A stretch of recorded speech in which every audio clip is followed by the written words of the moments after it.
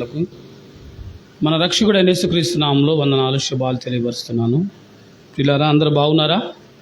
సంతోషంగా ఉన్నారా? దేవుని మహాకృపను బట్టి మనం 2026 సంవత్సరం జూన్ మాసంలో చివరి ఆదివారంలో మనం ఉన్నాం. దేవుడు ఎంత దయగలవాడో చూడండి కదా. దినాలు, వారాలు, నెలలు, సంవత్సరాలు మన జీవితంలో దేవుడు మనకేం చేస్తూ ఉన్నాడు? దయాకిరీటంగా ఇస్తూ ఉన్నాడు.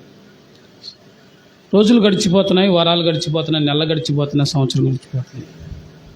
చాలామందికి, మా స్నేహితులకి, సేవకులకి కొంతమంది చెప్తుంటే 3వ తారీఖున రేపు 3వ తారీఖున జూలై 3వ తారీఖున వార్షికోత్సవం ఉంది మందిరం అంటే, అదేంది అప్పుడే సంవత్సరం అయిందా, మొన్నే జరిగినట్టుంది అని అంటున్నారు కదా. మీకు కూడా ఉందా అలాగా? నాకైతే లేదులే, ఎందుకంటే దాని గురించి నేను ఎన్నో ఆలోచనలు చేసుకుంటే చాలా కాలం నుంచి ఎదురు చూస్తూ ఉన్నాను. ఒక్కో సంవత్సరం గడిచే కొంది మందిరం దేవుడు వర్ధిల్ల చేయాలన్నది నాకు కొన్ని టార్గెట్లు ఉన్నాయి. వార్షికోత్సవం వస్తుందంటే మీరందరూ కోరుకునేది ఏంటంటే, వార్షికోత్సవం మన మందిరం తరపున బాగా చేయాలి, చాలామందిని మనం చూర్చి వాళ్ళకి వాక్యాన్ని అందించాలి, వాళ్ళకి ఆతిథ్యం ఇవ్వాలి, చాలామంది సేవకులు రావాలి, ఘనంగా జరగాలి అనేది మీ ఆలోచన. నా ఆలోచన కూడా అదే అనుకోండి. కానీ దాంతోపాటు నాకు ఒక బాధ్యత ఉంది, మీకు కూడా ఉంది. అది మీ వ్యక్తిగత విషయం. నాకు ఉన్న బాధ్యత ఏంటంటే, ఒక సంవత్సరం గడిచినప్పుడు, ఒక సంవత్సరంలో నేను ఎన్ని ఆత్మలు రక్షించాను, ఒక సువార్థికుడిగా, ఒక సేవకుడిగా దేవుడు నాకు ఇచ్చిన బాధ్యత ఏంటంటే ఆత్మల సంపాదన. అంతకు మించి లోకంలో మరొకటి ఏది కాదు. కనుక ఈ సంవత్సరం నేను ఎన్ని ఆత్మలను రక్షించాను, ఎంతమందిని ప్రభులోకి నడిపించాను అన్నదానికి ప్రభు దగ్గర నేను సమాధానం చెప్పాలి. 4 సంవత్సరాలు మనం వచ్చాము, 4వ వార్షికోత్సవం నుండి 5లోకి వెళ్తూ ఉన్నాం. సంవత్సరానికి ఒక్కళ్ళు లెక్కన వేసుకున్న కనీసం 5 మందికి నేను బాప్తీసాలు ఇవ్వాలి. ప్రభుని వారికి నేను పరిచయం చేయాలి. దేవుని మహాకృపను బట్టి 5కి ఇచ్చామనుకోండి. ఏదైనప్పటికీ ఒక సంవత్సరం వస్తుందని అంటే దాని వెనకాల నాకు ప్రభు ఇచ్చిన పని భారం, దాని బాధ్యత నాకు గుర్తొస్తూ ఉంటుంది. ఆయన చేసిన మేలులు మనం జ్ఞాపకం చేసుకుంటూ, ఆయన అప్పగించిన పనికి కూడా మనం జవాబుదారితనంగా ఉండాలి. ఆయన వచ్చి అడుగుతాడు, లెక్క అడుగుతాడు. నీకు ఇచ్చాను కదా ఈ చిన్న సంఘాన్ని, దీన్ని నువ్వు ఎలా డెవలప్ చేసావు, దీని కొరకు నువ్వేం కష్టపడ్డావు అని నన్ను అడుగుతాడు. విశ్వాసులుగా మిమ్మల్ని కూడా అడుగుతావు. మీకు ఇచ్చిన రక్షణ, మీకు ఇచ్చిన సంఘం అభివృద్ధిలో మీ పాత్ర ఏంది? మీరు ఎవరినైనా సంఘంలో చేర్చారా? ఎవరికైనా సువార్త చెప్పి తీసుకొచ్చారా? లేకపోతే సువార్త చెప్పడం మీకు కుదరకపోతే వాళ్ళని సంఘానికి పరిచయం చేశారా? ఎన్ని సంవత్సరాలు సంఘానికి వస్తున్నావు, ఎంతమందిని సంఘంలో చేర్చావు అని నిన్ను కూడా అడుగుతాడు ప్రభు. నా మాటలు మీకు అర్థమవుతున్నాయా? విశ్వాసులుగా మనందరం ఒకటే అన్నప్పుడు, మరి పనిలో అందరం ఒకటే అన్నప్పుడు మరి పని కూడా అందరం కలిసి చేయాలి కదా. బాధ్యత కూడా అందరిని అడుగుతాడా లేదా? పాత నిబంధనలో అయితే యాజకులు మాత్రమే బాధ్యత ఉండేది. కొత్త నిబంధనలో రక్షించబడిన మనందరం కూడా ఆయన బిడ్డలమే. అందరికీ ప్రభువుని పరిచయం చేసే ఆ గొప్ప ధన్యత దేవుడు ఇచ్చాడు. కనుక ప్రియులారా, మరి ప్రభు పనిలో మనం ఒక సంవత్సరం వస్తుందన్నప్పుడు ఆ సంవత్సరానికి తగిన పని మనం చేసామా లేదా అనేది మనల్ని మనం పరీక్షించుకోవాలి. నా మాటలు మీకు అర్థమవుతున్నాయా? కనుక ఈరోజు వాక్య ధ్యానాన్ని మనం చూద్దాం. రండి. కీర్తన గ్రంథం 103వ కీర్తన 2వ చరణాన్ని చదువుకుందాం. 103వ కీర్తన 505వ పేజీ 2వ చరణాన్ని నేను చదువుతున్నాను. దయచేసి బైబిల్ ఉన్నవారు తెరచి చూడాలని కోరుతూ ఉన్నాను. నా ప్రాణమా యెహోవాను సన్నుతించుము, ఆయన చేసిన ఉపకారాల్లో దేనిని మరువకము. ప్రార్థన చేసుకుందాం. దయాళుడు అయిన తండ్రి, నీ ఘనమైన నామమును కొందనాలు. ఈ ఉదయకాల సమయంలో ఆరాధన ముగింపులో 10 నిమిషాల వాక్యాన్ని ధ్యానం చేయుచుండగా సహాయం చేయండి నాయన. జీవం కలిగిన నీ లేఖనాల నుంచి నా ప్రభువా, నీవు నాతో మాట్లాడమని వినుచున్న బిడ్డలకు నాయన, ఆయా ప్రాంతాల్లో మైక్ ద్వారా ఉంటున్న బిడ్డలకు, సంఘంలో కూర్చున్న బిడ్డలకు నాకును ఈ మాటలు ఆశీర్వాదకరంగా ఉండడానికి సహాయం చేసి దీవించమని, మనుషుణ్ణి మరుగు చేయమని యేసుక్రీస్తు నామములో అడిగి వేడుకుంటున్నాం తండ్రి. ఆమెన్. ప్రభునందు ప్రియులారా, మీరు జాగ్రత్తగా వాక్యాన్ని గమనించాలి. ఏమిటనంటే ఈరోజు వాక్య ధ్యానం, ఆయన చేసిన ఉపకారాల్లో దేనిని మరవద్దు. ఉపకారం, మేలు కదా, సహాయం, ఇవన్నీ ఒక కోవకు చెందినవి. ఆయన చేసిన ఉపకారాల్లో దేనిని మరవద్దు అని అంటున్నాడు. మన జీవితంలో ఎన్ని ఉపకారాలు దేవుడు చేశాడు. మీ జీవితంలో ప్రభు మిమ్మల్ని అడిగితే ఆయన మీ కొరకు చేసిన ఉపకారం ప్రాముఖ్యమైన నీ జీవితంలో ఏంది అని అడిగితే మీరేం చెప్తారు? చెప్పాలి. దేవుడు మీకు చేసిన ఉపకారం అన్నిటికంట్లో మొదటి స్థానం. చాలా ఉపకారాలు ప్రభు చేశాడు, అన్నిటికంటే మొదటి స్థానం ఏంటిది, ఏం చేశాడు నీకు అని అంటే మీరేం చెప్పగలుగుతారు? ఏం చేశాడు దేవుడు మీకు? మొదటి చెప్పండి. అది అన్నిటికంటే రక్షణ, బాప్తీసం. ప్రభువుని నమ్ముకోవడం, మారు మనసు, రక్షణ, బాప్తీసం, ఇది మాత్రమే పరలోకానికి తీసుకెళ్ళింది. ఆ తర్వాత భూ సంబంధమైన ఆశీర్వాదాలు, ఇళ్ళు, పొలాలు, గొర్రెలు, గొడ్లు, కార్లు కదా, విమానాలు, పొలాలు, బంగారం, బట్టలు, తిండి, ఇవన్నీ కూడా ఎక్కడ విడిచిపెట్టేలే, ఒక్కడ కూడా రాదు పరలోకంలో. దేవుడు చేసిన ఉపకారాల్లో ప్రాముఖ్యమైన ఉపకారము రక్షణ భాగ్యం. ఈ రక్షణ ఊరికే రాలా.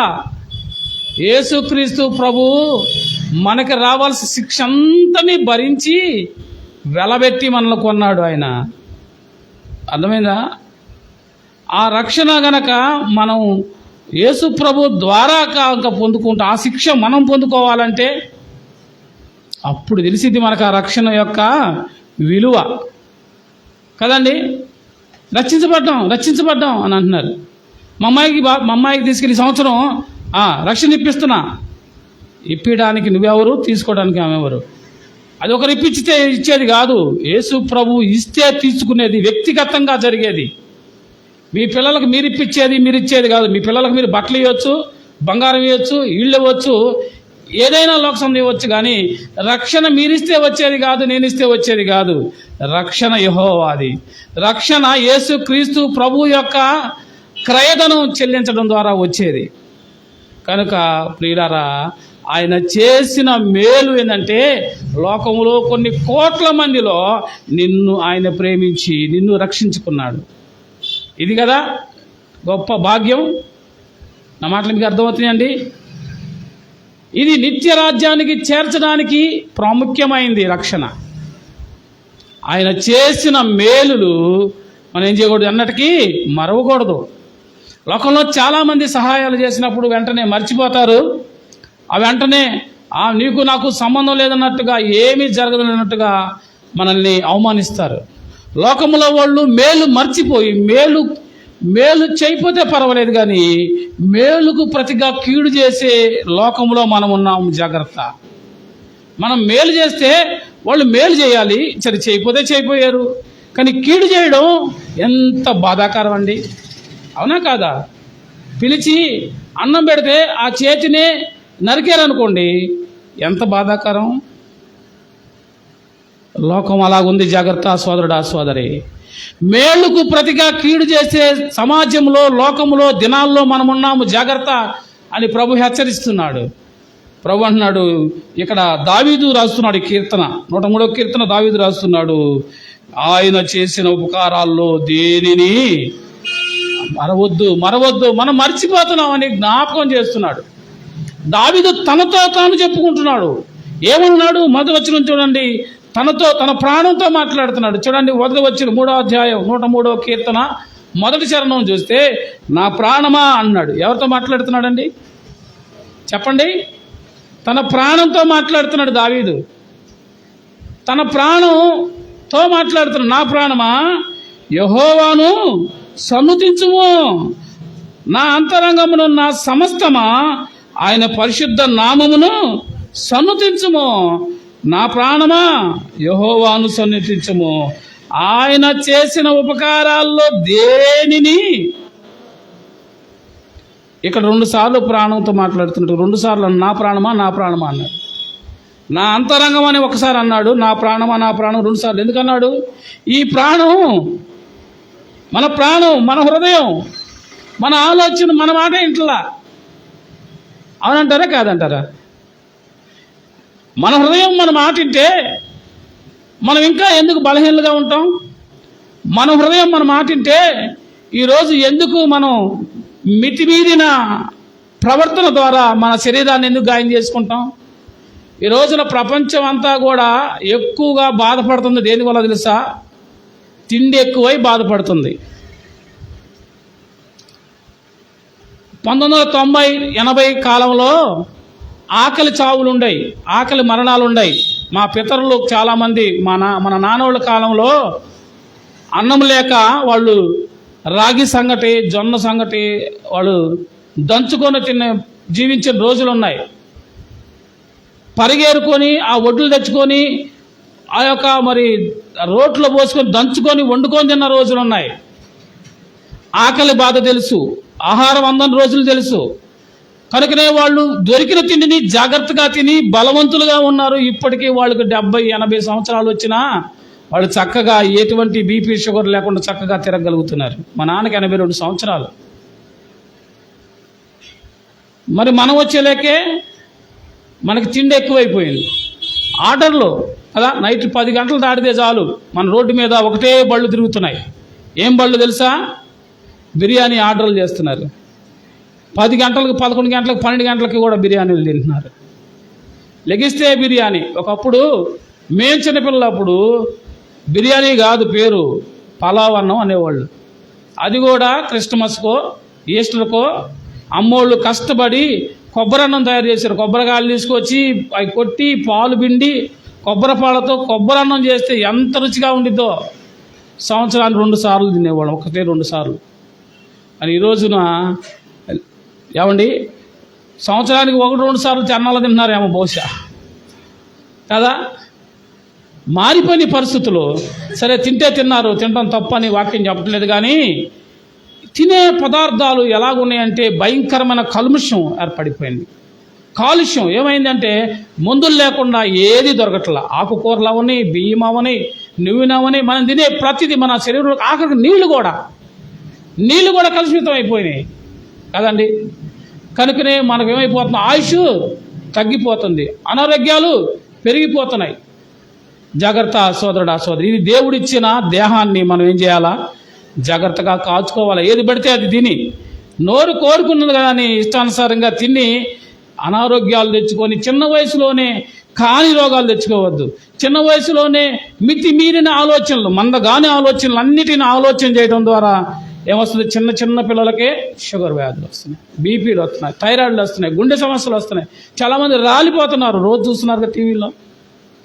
అందుకే దావీదు అంటున్నాడు, తన ప్రాణంతో మాట్లాడుతున్నాడు, నా ప్రాణమా యెహోవాను సన్నుతించుము, నా అంతరంగమునున్న సమస్తమా ఆయన పరిశుద్ధ నామమును సన్నుతించుము. నా ప్రాణమా యెహోవాను సన్నుతించుము, ఆయన చేసిన ఉపకారాల్లో దేనిని 103వ కీర్తనలో ఈ మాటలు మనం చూస్తాం. దేనిని మరవకండి. ఆయన ఇచ్చిన శరీర విషయంలో దేవుని కృతజ్ఞత చెప్పి, ఆయన ఇచ్చిన ఆరోగ్య విషయంలో, ఆయన ఇచ్చిన కుటుంబ విషయంలో, ఆయన ఇచ్చిన రక్షణ విషయంలో, ఆయన ఇచ్చిన ఈ జీవం విషయంలో కూడా నీవేం చేయాలా? దేవునికి కృతజ్ఞతాస్తుతులు చెల్లించాలి. దేవుడు ఏర్పాటు చేసుకున్న ఒక ఆయన మీకు పరిచయం చేస్తాను. బైబిల్ గ్రంథంలో మనందరికీ బాగా తెలిసిన ఆయన. ఆదికాండం 12వ అధ్యాయం 13వ వచనాన్ని చూద్దాం. ఆదికాండం 12వ అధ్యాయం వచనం 13, 9వ పేజీ అండి, 9వ నెంబర్ పేజీ. నీ వలన నాకు మేలు కలుగునట్లును, నిన్ను బట్టి నేను బ్రతుకున్నట్లును నీవు నా సహోదరువని దయచేసి చెప్పమనేను. ఎవరట? ఏమంటున్నాడు ఆయన? నీ వలన నాకు మేలు కలుగునట్లు, నిన్ను బట్టి నేను బ్రతుకున్నట్లు నీవు నా సహోదరువని దయచేసి. ఎవరితో మాట్లాడుతున్నారు ఈ మాటలు? ఏమ్మా గుర్తుపట్టారా? జ్ఞాపకం వచ్చిందా? ఎవరితో మాట్లాడుతున్నాడు? అబ్రహాము ఎవరితో మాట్లాడుతున్నాడు? అబ్రహాము తన భార్య అయిన శారాతో మాట్లాడుతున్నాడు. ఏమని? భార్యని, అమ్మా నిన్ను బట్టి నీ వల్ల నాకు ఒక మేలు కావాలి. ఏంటా మేలు? నువ్వు మా చెల్లెలని చెప్పు, భార్య అని చెప్పబాక. చెల్లెలని చెప్పకుండా భార్య అని చెప్పేవంటే నన్ను చంపి నిన్ను పట్టకెళ్తారేమో. ఏందండి అంత దుర్మార్గం ఉన్నారా మనుషులు? అంత దుర్మార్గంగా ఉన్నారా? ఉన్నారు. కాని చోటకి వెళ్తే ఉంటారు, కాని స్నేహాలు చేస్తే ఉంటారు, సంఘంలో లేకుండా సమాజంలో ఉంటే ఉంటారు, ఆరాధన కాకుండా లేకపోతే నియమకుడికలు లేకుండా సంఘము యొక్క ఆ తోడ్పాటు ప్రార్థన సహవాస బలము లేకుండా ఇష్టానుసారంగా లోకంలో ఎలా పడితే అలా ఎవరితో పడితే వారితో స్నేహాలు చేస్తూ తిరిగితే ప్రమాదం ఉంటుంది. జాగ్రత్త. వాయు వరుసలు తెలియని దినాల్లో మనం ఉన్నాం. తల్లిని బిడ్డలు చంపని వారుగా ఉన్నారు ఆస్తుల కోసం. ఏమండి, భర్తను చంపే సహోదరులు ఈరోజు ఎక్కువైపోయారు. ప్రియుడి కోసం భర్తను చంపిన వారని టీవీల్లో వింటా ఉన్నాం. అసలు ఎప్పుడు వినని మాటలు, కొత్త కొత్త మాటలు, కొత్త కొత్త దుర్మార్గమైన ఆలోచన, దుర్మార్గమైన పనులు మనం వినాల్సి వస్తుంది, చూడాల్సి వస్తుంది. లోకం పాడైపోయింది. ఏమండి, లోకం పాడైపోయింది. పాడైన లోకంలో నీవు నేను క్షేమంగా భద్రంగా ఉండాలంటే నువ్వేం చేయాలా? నువ్వు దాగాల్సిన స్థలం ఒకటి ఉంది. అదే దేవుని జీవం కలిగిన దేవుని సంఘం. కరోనా వచ్చింది, ప్రపంచమంతా కరోనా వచ్చిందండి. వస్తే ఏం చేసామండి? చెప్పాలండి. మనందరం కరోనా దినాల్లో ఉండేవాళ్ళమే కదా.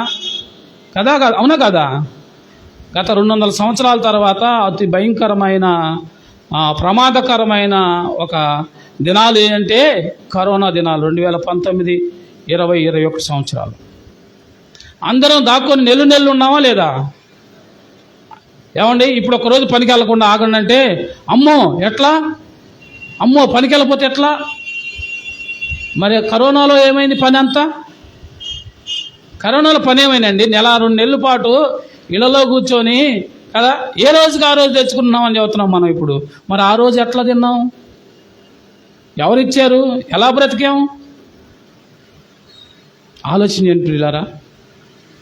అప్పుడు ప్రాణం మీదకి వచ్చింది కాబట్టి బయటికి వెళ్తే కరోనా గాల్లో నుండి వచ్చి మనుషుల్ని పట్టేస్తుంది. వందల మంది, వేల మంది పిట్టల్లా రాలిపోతున్నారు. కనీసం శవాన్ని చూడడానికి కూడా అవకాశం లేక పిల్లలను తల్లులు కూడా చూడకుండా తీసుకెళ్లి పొట్లల్లా కట్టేసేసి మనిషి తాకకుండా ప్రొక్లైన్లో పడేసి పూర్తి చేస్తున్న దినాలు కాబట్టి మనుషులు ప్రాణ భయంతో దెబ్బతో దాక్కున్నారు. అప్పుడు పనులు లేవు.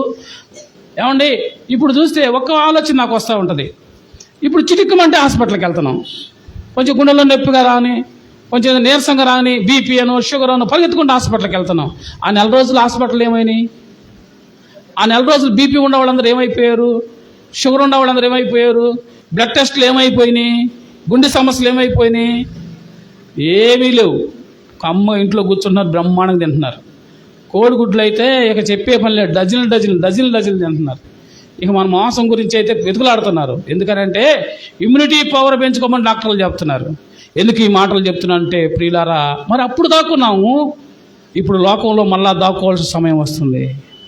ఏమిటయ్యానంటే బయట సమాజం చెడిపోయి ఉంది. లోకమంతా దుర్మార్గంతో నిండిపోయింది. ఎక్కడికి వెళ్ళినా కానీ అఘాయిత్యాలు, ఎక్కడికి వెళ్ళినా మోసాలు, ఎక్కడికి వెళ్ళినా కానీ అభిచారం, ఎక్కడికి వెళ్ళినా దొంగతనం, ఎక్కడ చూసినా కానీ అరాచకాలు కనపడతా ఉన్నాయి. విశ్వాసి, నీ కొరకు ప్రభు ఏర్పాటు చేయబడింది ఏంటంటే నువ్వు దాగే స్థలం, నువ్వు రక్షించబడే స్థలం, నీకు క్షేమంగా ఉండే స్థలం సంఘం. చెప్పండి, ఏంటి? సంఘం. ఎవరు సంఘం? బోసన్న ఇక్కడ వాక్యం చెబుతున్నాడు కాబట్టి ఇది కట్టాడు కాబట్టి బోసన్నదా? కానే కాదు. ప్రభు తన స్వరక్తం ఇచ్చి సంపాదించింది సంఘం. మనుషుల చేత ఏర్పాటు చేసేవి అవి సంఘాలు కాదు. అదేదో ఒక కూటాల్లాగో ఒక చిన్న సభల్లాగో ఏదో జనాలు అక్కడికి ఏదో ఫ్యాషన్గా వెళ్ళి ఫ్యాషన్గా కూర్చొని వచ్చే లోకంలో చాలా. అక్కడ సహవాసం ఉండదు, ఒకరికొకరు ప్రార్థన ఉండదు, నియమ కోడికలు ఉండవు, క్రమం ఉండదు. ఏదో రెంటలు తీసుకొని కొంతకాలం అక్కడ పెడితే అక్కడికి ఏదో సరదాగా వెళ్ళి సరదాగా వస్తే అది క్రైస్తవ్యం కాదు, అది సంఘం కాదు, అది ఆరాధన కాదు. అక్కడ భద్రత లేదు. ఆలోచన చేశారా ప్రియులారా? విశ్వాసకి లోకంలో శ్రమ వస్తుంది. ఆ శ్రమ నుండి తప్పించబడ్డానికి, కాపాడడానికి నువ్వు ప్రార్థన చేసుకున్నా నీ ప్రార్థన శక్తి చాలటం లేదు, నీకు ధైర్యం రావడం లేదు. నీ కొరకు ప్రభు ఏం చేశాడు? తన స్వరక్తం ఇచ్చి సంపాదించిన సంఘం ఉంది. సంఘం ఏం చేయాలా? సంఘం ఏం చేయాలండి? సంఘం ప్రార్థన చేయాలి. పేతురు ఉన్నాడు, పేతురికి కష్టం వచ్చింది, పేతురు చెరసాల్లో ఉన్నాడు. ఇప్పుడు సంఘం ఏం చేసింది? సంఘంలో నీవు ఉంటే సంఘం నీ కొరకు ప్రార్థన చేసింది. ఇది రాత్రిలో వచ్చిన కష్టమా, పగలొచ్చిన కష్టమా అని కాదు. అర్ధరాత్రిలో కష్టం వచ్చినా, పగలు కష్టం వచ్చినా, ఎప్పుడు కష్టం వచ్చినా సంఘం నీ కొరకు ఏం చేసిద్ది? ప్రార్థన చేసిద్ది. సంఘం వల్ల ప్రయోజనాలు, సహవాసం వల్ల ప్రయోజనాలు. సంఘం నీకు తోడుగా ఉంటుంది. ఏ సంఘం? లోకంలో సంఘాలు కాదు. యేసు క్రీస్తు స్వరక్తం ఇచ్చి సంపాదించిన సంఘానికి శిరస్సుగా క్రీస్తు ఉంటాడు, అవయవాలుగా మనం ఉంటాం. శిరస్సు అయిన క్రీస్తు మనకు సహాయకుడిగా ఉండాలంటే అవయవాలుగా, ఆయన శరీరంలో అవయవాలుగా ఉన్న మనం ఏం చేయాలో తెలుసా? ప్రభువుతో మన సహవాసం కలిగి ఉండాలి, ప్రార్థన చేయాలి. సంఘం ప్రార్థన చేసినప్పుడు పేతురు విడిపించబడ్డాడు, మరణశిక్ష తొలగించబడింది, రక్షించబడ్డాడు, బయటకు వచ్చాడు, సంఘంతో కలిసి ప్రార్థన చేశాడు. వెళ్ళకూడని స్థలం, లోకం చాలా భయంకరంగా ఉంది. అబ్రహాము తన భార్యను తీసుకొని ఒక చోటకి వెళ్ళాడండి. ఎక్కడికి వెళ్ళాడు చూడండి, వచనం 10వ వచనంలో మనం చూస్తే, అప్పుడు ఆ దేశంలో కరువు వచ్చెను, ఆ దేశంలో కరువు భారంగా ఉన్నందున అబ్రహాము ఐగుప్తు దేశంలో నివసించి అక్కడికి వెళ్ళెను అనే మాట ఇంగ్లీష్ బైబిల్లో చూస్తే దిగి వెళ్ళను అని ఉండిద్ది, వెంట్ డౌన్ అని ఉంటుంది అనమాట. వెళ్ళకూడదనే విషయాన్ని మనం చూస్తే వీళ్ళారా ఐగుప్తులోకి మరలా వెళ్ళకూడదని ఇశ్రాయేలు ప్రజలతో వాళ్ళకి చెప్పాడు దేవుడు. అబ్రహాము తన కుమారుడు విషయంలో మళ్ళీ తిరిగి కుమారుడు కోసం తీసుకొని అక్కడికి వెళ్ళకూడదు. మీరు ఎక్కడికి? తను ఎక్కడి నుంచి తెచ్చాడో అక్కడికి తిరిగి వెళ్ళే అనుభవం నా కుమారుడు ఉండకూడదు. కనుక పెద్ద దాసుడితో చెప్పాడు, ఎలియాజరుతో నీవే వెళ్ళి నా కుమారుడి నిమిత్తం ఒక పెళ్లి కుమార్తెను తీసుకొచ్చి వివాహం చేయాలి. మళ్ళీ వెళ్ళకూడదు, పాప స్థితిలోకి మళ్ళీ వెళ్ళకూడదు, లోకంలోకి మళ్ళీ వెళ్ళకూడదు, జారిపోయి దిగిపోయే స్థితిలోకి వెళ్ళకూడదు. అబ్రహాముకు తెలుసు, అందుకే అన్నాడు వాళ్ళ భార్యతో, ఏమన్నాడు చూడండి 13వ వచనంలో, నీ వలన నాకు మేలు కంటున్నట్టు నిన్ను బట్టి బ్రతుకున్నట్లు నీవు నా సహోదరు అని చెప్పు అన్నాడు. భార్యను పట్టుకొని, అమ్మా ఇక్కడికి వచ్చాం, ఐగుప్తులు బహు దుర్మార్గులు, నువ్వు చూస్తేనేమో చక్కని దానిగా ఉన్నావు కదా. ఎప్పుడండి? ఎంత వయసులో ఏం చక్కదనం? అబ్రహాము దేవుడు పిలిచినప్పుడు అబ్రహాం వయసు ఎంత? టక్కని చెప్పాలా, 100 సార్లు చెప్పుకుంటా. అబ్రహాం దేవుడు పిలిచినప్పుడు అబ్రహాం వయసు 75 సంవత్సరాలు ఉందంట. చాలా చక్కనిదిగా ఉందంట. ఏమని బట్టి ఆయన చంపుతారేమో నేను అబ్రహాంకు భయం వేసింది. 65 సంవత్సరాల శారాను బట్టి చూసారా దేవుని బిడ్డల యొక్క రూపం, దేవుడు ఎంత అవకాశం ఇచ్చాడో. దేవుని బిడ్డల యొక్క ముఖం ప్రకాశిస్తుంది. దేని బట్టి అంటే దేవుణ్ణి బట్టి. ఆమెను అన్నాడు 65 సంవత్సరాలు ఆమెను పట్టుకొని, 65 సంవత్సరాల కంటే ఇంకా ఎక్కువే ఉంటాయి అన్నమాట. నేను ఉదాహరణకు తగ్గించి చెప్తున్నాను. నిన్ను బట్టి నన్ను చంపుతారని తెలిసినప్పుడు, భార్య అందంగా ఉందని తెలిసినప్పుడు నువ్వు ఎందుకు వెళ్ళాలి అక్కడికి? కరువు వచ్చింది. కరువు వస్తే చనిపోతావా? లోకంలో అందరూ కరువు రావట్లేదా? ఒకరికే వచ్చిందా కరువు? ఇదే పని చేసి కదా ఒక కుటుంబం ఏమైపోయింది? చెప్పండి, ఏమైపోయింది? గత పాఠంలో మీకు చెప్పాను కదా, రూతు గ్రంథంలో ఏమైపోయారు? ఎలిమెలెకు, తన భార్య రూతు, తన 2 కుమారులు మహలోను, కిల్యోను, 4 బెత్లెహేము సంబంధించిన వారసులు. బెత్లెహేం అంటే రొట్టెల ఇల్లు, సమృద్ధి కలిగిన పట్టణంలో నుంచి కరువు వచ్చిందని చెప్పేసి వీళ్ళు వెళ్ళకూడని స్థలమైన మోయాబుకి వెళ్ళారు. మోయాబు అనేది శ్రమ సంపాదన జరిగింది మోయాబుకి వెళ్ళడం ద్వారా అని అంటే, వెళ్ళిన తర్వాత ఎంతమంది వెళ్ళారు? 4 వెళ్ళారు. 3 పురుషులు, 1 స్త్రీ. ఎలిమెలెకు, తన భార్య నయోమి, 2 కుమారులు మహలోను, కిలియోను, 4 వెళ్ళారు. ఇంటికి యజమానులుగా ఎవరుంటారు? పురుషులే ఉంటారు కదా. వెళ్ళకూడని స్థలానికి వెళ్ళడం వల్ల ఏమైపోయారని అంటే 3 చనిపోయారు. ఎలిమెలెకు చనిపోయాడు, మహలోను చనిపోయాడు, కిలియోను చనిపోయాడు. ఇప్పుడు ఏమో ఒంటరి అయిపోయింది. చూసారా ప్రియులారా? వెళ్ళకూడని స్థలానికి, సంఘానికి దూరంగా వెళ్తే ఎంత ప్రమాదమో ప్రభు హెచ్చరిస్తున్నాడు. ఆయన చేసిన మేలులు మర్చిపోయి మనం సంఘాన్ని కాల్చా కొట్టి దూరంగా వెళ్ళిపోతే, సంఘం నుండి సమాజంలోకి వెళ్ళిపోతే, దేవునికి దూరంగా వెళ్ళిపోతే, నేను వెళ్ళేది కూడా సంఘమేలే, ఎక్కడైతే ప్రార్థనేలే అనుకున్నామేమో. లేదు లేదు లేదు, అది సంఘం కానే కాదు. సంఘానికి కొన్ని లక్షణాలు ఉన్నాయి, 100 సార్లు చెప్పాను. సంఘం అంటే ప్రభు తన సురక్తం ఇచ్చి సంపాదించింది సంఘం. సంఘంలో ఏముండాలి? అపోస్తుల బోధ ఉండాలి, సహవాసం ఉండాలి, ప్రార్థన ఉండాలి, బల్ల ఉండాలి, రొట్టె విరుచులు ఉండాలి, ఎడతెగక ఉండాలి. ఇది సంఘం. ఇది లేనిది ఏదైనా కానీ అది సమాజమే. అక్కడ ప్రార్థన జరగవచ్చు, స్వస్థతలు జరగవచ్చు, అక్కడ ఏమైనా జరగవచ్చు, కానీ అది సంఘం కానే. బైబిల్ దీన్ని అంగీకరించదు. నీ మనసుకు నువ్వేమి సర్దు చెప్పుకొని వెళ్ళినా పర్వాలేదు, కానీ అది సంఘం కానే కాదని బైబిల్ తెల్లగా చెప్తుంది. కావాలంటే నువ్వు అపోస్తుల కార్యాల గ్రంథాన్ని చూడు. సంఘానికి ఉండాల్సిన లక్షణాలు అపోస్తులైన పౌలు ద్వారా ప్రభు మాట్లాడుతూ ఉన్నాడు. వెళ్ళకూడని స్థలానికి నువ్వు సంఘంలో నుంచి బయటికి వెళ్తే ఎంత ప్రమాదమో ప్రభు హెచ్చరిస్తున్నాడు. సంఘముతో ఉన్న నీవు, సంఘమనగా యేసు క్రీస్తు యొక్క శిరస్సులో అంటుకట్టబడిన ఆయన శరీరానికి అవయవాలుగా ఉన్న నీవు ఎలా ఉన్నావు అని అంటే, ఫలించు ద్రాక్షావళిలాగా ఉంటావు, ఒలివ చెట్టులాగా ఉంటావు.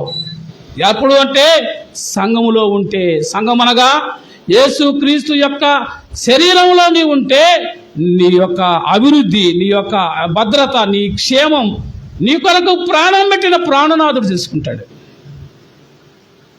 ద్రాక్ష వల్లి తీగ ఎక్కడుండాలా?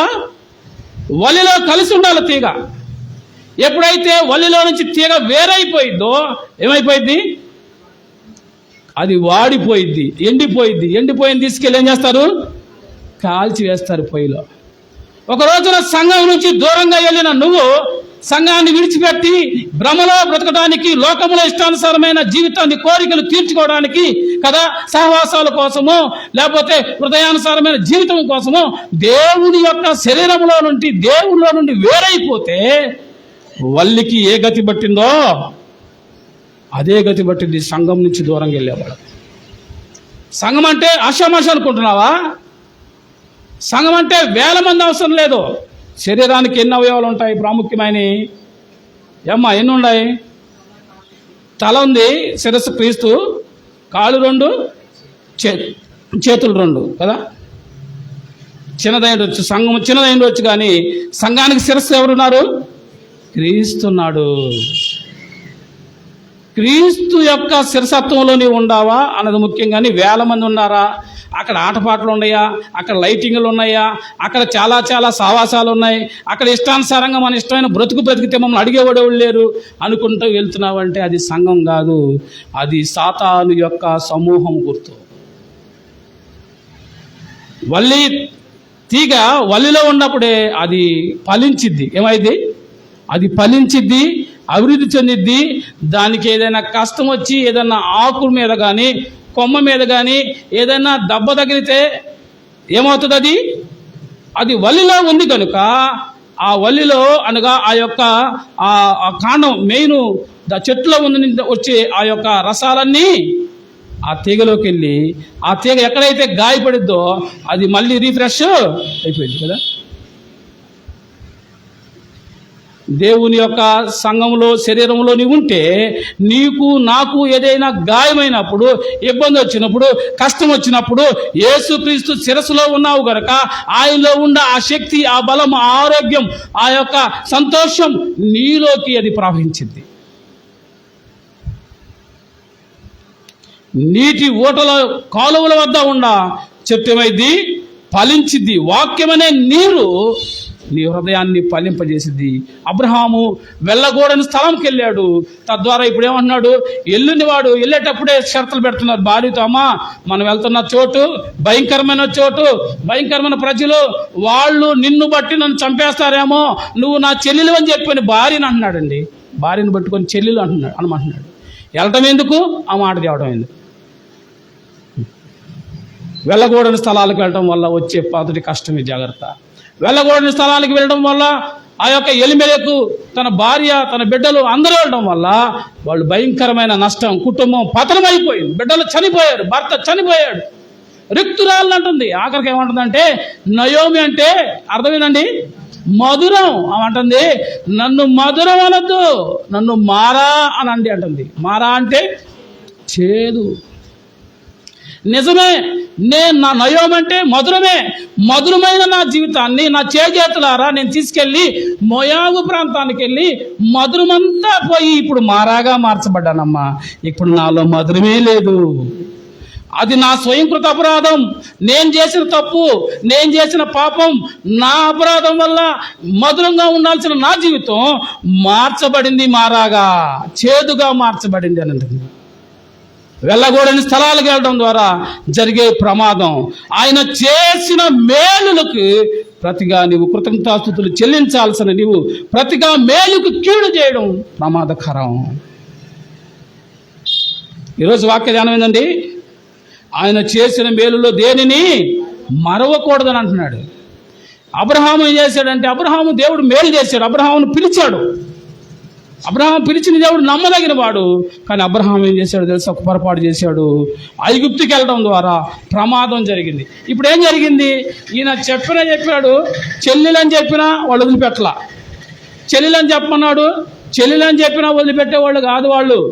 వీళ్ళు వెళ్ళి వీళ్ళిద్దరం చూశారండి ఆ సైన్యంలో. జాగ్రత్తగా మీరు వినాలి. ఇప్పుడు ఆ సైన్యంలో ఉన్న ఆ సైనికులు, ఆ రాజ్యంలో ఉన్న సైనికులు ఏమైనా చూడనే చూశారు. ఈమె గురించి రాజు దగ్గరికి వెళ్ళి, అయ్యా ఒక ఆమె వచ్చింది, ఎంత చక్కగా ఉందో అని రాజు దగ్గర పోయినప్పుడు, నిజమా, అర్జెంటుగా పట్టకరండి అవును. నా రాజ్యంలో అందమైన ఏదైనా గొప్పదైన ఏదైనా ఎక్కడ ఉండాలా, రాజు దగ్గర ఉండాలి కదా. మరి అంత అందగత్తి ఉంటే ఆమెను ఎందుకు వదిలిపెట్టి వచ్చారు, తీసుకురండి అని చెప్పేసి తీసుకెళ్ళి రాజు దగ్గర మందిరంలో పెట్టుకున్నాడు. ప్రమాదం జోలికి వెళ్ళి, అమ్మ పాము యొక్క పొట్టలో చేయి పెట్టి కరవకుండా ఉండమంటే ఎట్లా ఉండిద్దా? నువ్వు సంఘాన్ని విడిచిపెట్టి సమాజంలోకి వెళ్ళి సమాజం నన్ను కాటేయకూడదు, అక్కడ కూడా క్షేమంగా ఉండాలి అని అంటే ఇది ఎలా సాధ్యం? అబ్రహాము దేవుని భద్రతలో నుండి ఐగుప్తుకి వెళ్ళి ఐగుప్తులో కూడా భార్యను పట్టుకొని చెల్లెలని చెప్పి చెప్పమన్నా కానీ ఏమైంది, ప్రమాదం రాకుండా ఉందా? తప్పకుండా ప్రమాదం వస్తుందో, జాగ్రత్త. తప్పకుండా ప్రమాదం వస్తుంది. అది ఏ ప్రమాదమో ఎలా వస్తుందో తెలియదు, కానీ ప్రమాదం వచ్చేదే.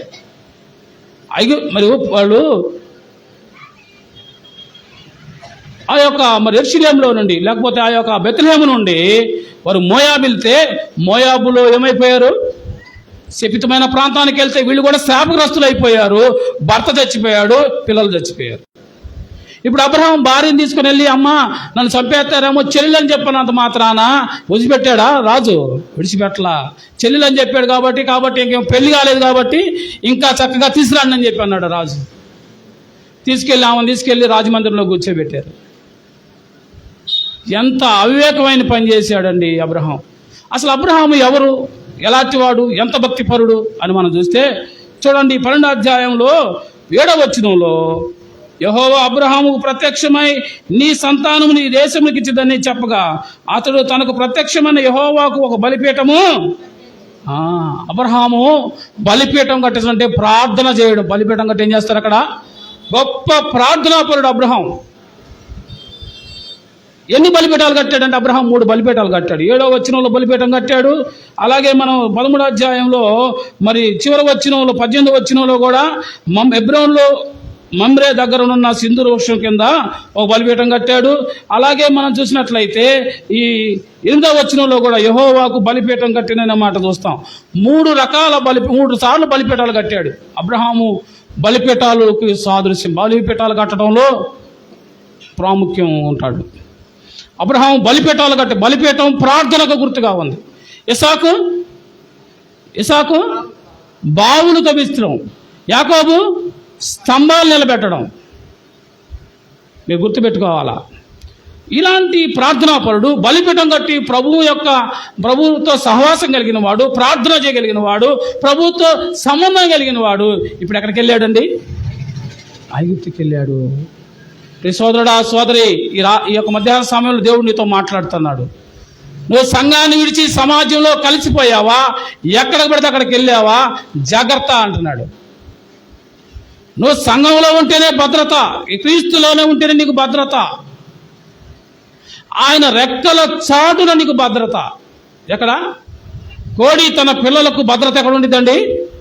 కోడి యొక్క రెక్కల చాటున. పైనుంచి గద్దలు వచ్చినా, కాకులు వచ్చి పడవపోయినా కోడి ఏం చేసిద్ది? వెంటనే తమ పిల్లలను రెక్కలిప్పంగులు అవన్నీ ఎక్కడికి వెళ్తాయి? రెక్కల కిందకి వెళ్ళిపోయినప్పుడు రెక్కల చాటున క్షేమము, భద్రత. విశ్వాసి, ఈ మధ్యాహ్న సమయంలో ప్రభు మాట్లాడుతున్నాడు, నీకు సంఘములోనే భద్రత. సంఘములో నీవు ఉండకుండా నువ్వు బయట ఎంతకాలం తిరిగినా, ఎంత స్వేచ్ఛ కోరుకుంటే అన్ని కష్టాలు వస్తాయి. వస్తాయా రావా? బైబిల్లో ఒక ఆయన స్వేచ్ఛ కోరుకున్నాడు. ఎవరైనా? ఏమండి, పెద్ద చెప్పండి. పెద్ద కుమారుడు కాదు, చిన్న కుమారుడు, తప్పిపోయిన కుమారుడు స్వేచ్ఛ కోరుకొని తండ్రి దగ్గర ఏం కోరుకున్నాడు? ఆస్తిలో భాగం అడిగాడు. తండ్రి, నాకు స్వేచ్ఛ కావాలా, ఆస్తిలో భాగం ఇవ్వమన్నాడు. ఆస్తిడిది కాదు, భాగం ఇవ్వడానికి అవకాశం లేదు. కానీ తండ్రి కుమారుడు కోరికను బట్టి ఆస్తి ఇస్తే వాడు దూరదేశం వెళ్ళి దుర్వ్యాపారం చేసి ఆస్తినంతా కోల్పోయి చివరికి తినడానికి తిండి లేక, ఏమంటే పందులు మేపే పొట్టు తిని బ్రతకాలనుకున్నాడు, ఆకలికి తట్టుకోలేక. ఒకవైపు పందులు మేపే పనిలో కుదురుపడ్డాడు. ఆకలి అవుతుంది, అన్నం లేదు, డబ్బు, తండ్రి ఇచ్చిన డబ్బు అంతా ఇష్టానుసారంగా పాడు చేసుకున్నాడు. ఇప్పుడు ఏమీ లేదు. తన పక్కన ఉన్న స్నేహితులు, తనను తీసుకెళ్లిన స్నేహితులు, అబ్బా రా ఇక్కడ బాగుంటుంది, బ్రదర్ రా ఇక్కడ బాగుంటుంది అని చెప్పేసి, మా దగ్గరికి రా, ఇక్కడ సంతోషం ఉంది, ఇక్కడ ఆనందం ఉంది, ఇక్కడ రంగులు ఉన్నాయి, ఇక్కడ ఆటలు ఉన్నాయి, ఇక్కడ పాటలు ఉన్నాయి, ఇక్కడ సహవాసాలు ఉన్నాయి, ఇక్కడ నువ్వేం చేసినా అడిగేవాళ్ళు లేడు అని చెప్పేసి పిలుస్తారు. జాగ్రత్త. ఇతను కూడా అలాగే పిలిచాడు. వెళ్ళి ఏమైపోయాడు? స్నేహితులు అందరూ విడిచిపెట్టేశారు. ఎవరైతే తీసుకెళ్లారో, ఎవరినైతే నమ్మి వెళ్ళారో ఆ స్నేహితులు ఎవరు ఏం పెట్టలేదు, ఒక పూట కూడా భోజనం పెట్టల. జాగ్రత్త. ప్రియ విశ్వాసి, సంఘం ఎదిగే కొంది, సంఘం బలపడే కొంది, సంఘం ప్రార్థనలో అంటుకట్టబడే కొంది సమాజంలో ఉన్నవారు ఏం చేస్తారు? సంఘాన్ని చెరపే వాళ్ళు కూడా ఉన్నారు. జాగ్రత్త. సంఘాన్ని చిన్నపనం చేయాలని, నీ జీవితాన్ని రోడ్డు కీడ్చి వదిలిపెట్టాలని చూసే లోకం ఉంది. జాగ్రత్త. ఒక్కసారి బయటికి వెళ్ళావా, బ్రతుకు కుక్కల నుంచి ఇస్తరతో సమానమైందని తప్పిపోయిన కుమారుడు జీవితం ద్వారా పాఠం నేర్పిస్తున్నాడు ప్రభు. వాడు బయటికి వెళ్ళాడు, తండ్రి ఇచ్చిన ఆస్తి అంతా పాడైపోయింది, ఎంజాయ్ చేయాలనుకున్నాడు, స్వేచ్ఛ కోరుకున్నాడు. అక్కడ నన్ను ఎవరు అడిగేవాళ్ళు లేదు. ఇక్కడైతే మా నాన్న ఉన్నాడు. ఏమండి, ఇక్కడ మా నాన్న ఉన్నాడు. ఇక్కడ ఎట్లా పడితే అట్లా ఉంటాం కుదరదు. ఇక్కడ ఏది పడితే అది మాట్లాడితే కుదరదు. బయట ఒకలాగా ఇక్కడ ఒకలాగా ఉంటే కుదరదు. ఈయన ఖచ్చితంగా నన్ను అడుగుతాడు అని పాపం చానాలు ఉన్నాడు, ప్రయత్నం చేశాడు. ఇక వల్ల కాల. ఎందుకు? వీడికి బయట సంబంధాలు ఉన్నాయి. వీడు ఇంట్లో ఉన్నాడు కానీ వీడు చూపంతా ఎక్కడ ఉంది? వీడు చూపంతా బయట ఉంది. వీడు తండ్రి దగ్గర తింటున్నాడు, తండ్రి దగ్గర బట్టలు కట్టుకుంటున్నాడు, తండ్రి ఇంట్లో చాలా సమృద్ధి ఉంది, కానీ వీడు మనసంతా బయట ఉంది, వీడు చూపంతా బయట ఉంది. కనుకనే సమయం వచ్చినప్పుడు తట్టుకోలేకపోయి ఏం చేశాడు? ఒక రోజున హఠాత్తుగా వచ్చి తన దగ్గరికి, తండ్రి నేను వెళ్ళిపోతున్నా. ఏమన్నాడు? నేను వెళ్ళిపోతున్నా, నాకు ఆస్తి అని అన్నాడు. ఆస్తిలో భాగమే అని అన్నాడు. వెళ్తానంటే మనం ఏం చేస్తాం? ఏమ్మా వెళ్తానా మనం ఏం చేయగలుగుతామా? సంఘంలో చేరమంటానికి వచ్చి మిమ్మల్ని అడుగుతాం, కానీ అమ్మ ప్రభువుని నమ్ముకోండి అని ఒక సువార్త చెబుతాం, రక్షించబడ్డ వాళ్ళని సంఘంలో చేర్చుకుంటాం, వచ్చే వాళ్ళకు 4 మంచి మాటలు చెబుతాం, దేవుని వాక్యం నేర్పిస్తాం, సంఘ క్రమం నేర్పిస్తాం. కానీ మధ్యలో నా అంతటి నేను అక్కడ బాగుంది ఇక్కడ బాగుంది నేను వెళ్తానని అంటే ఏం చేస్తాం? ఏం చేయగలుగుతామండి? వెళ్ళే వాళ్ళు ఎవరేమీ చేయలేదు. వెళ్ళిన వాళ్ళు ఏమైపోతున్నారో తెలుసా? దేవుడి నుండి దూరమైన వాళ్ళంతా ఏమైపోతారు అని అంటే ఖచ్చితంగా నరకపాత్రులు అవుతారు. సంఘానికి దూరంగా ఉన్న తర్వాత అక్కడ సమాజంలో ఎందుకు సంతోషం ఉంటుంది? మోయాబు ప్రాంతానికి వెళ్ళి మోయాబులో ఆనందంగా ఎలా ఉన్నారు? చచ్చిపోయారు ముగ్గురు పురుషులు. చిన్న కుమారుడు తండ్రిని విడిచిపెట్టి స్వేచ్ఛ కోరుకొని తండ్రి ఇంటి నుంచి భద్రత నుంచి బయటికి వెళ్ళిపోయిన వాడు ఏం సంతోషంగా ఉంటాడు?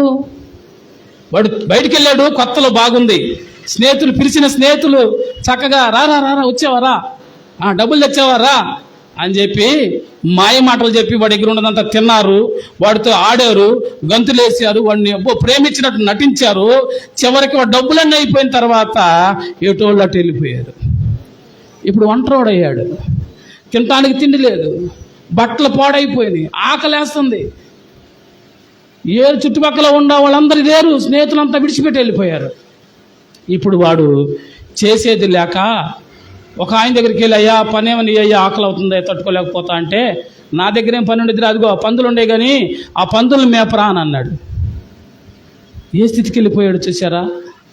తండ్రి యొక్క భద్రతలో నుండి దూరం అయిపోతే మన బ్రతుకులు కూడా అదే. యేసుక్రీస్తు ప్రభువు నుండి దూరంగా. మీరు అనుకోవచ్చు ఎక్కడైనా ప్రార్థనే కదన్నా, ఏదైనా సంఘం కాదు, సంఘం కాదు. సంఘం అంటే బైబిల్ ఒప్పుకోదు. నువ్వెన్నైనా చెప్పు, బైబిల్ ఒప్పుకోదు. తండ్రి ఇంట్లో భోజనానికి హోటల్లో భోజనం తేడా ఉండిద్దా లేదా? ఉండిద్దా ఉండదా? సంఘంలో భోజనం అంటే తండ్రి ఇల్లు, తల్లి ప్రేమ, తల్లి కౌగిలిలో ఉన్న ఆనందం, తల్లి ప్రేమ. బిడ్డకు పడితే వెంటనే తల్లి కళ్ళలో నీళ్ళు వస్తాయి కదా. జాగ్రత్త.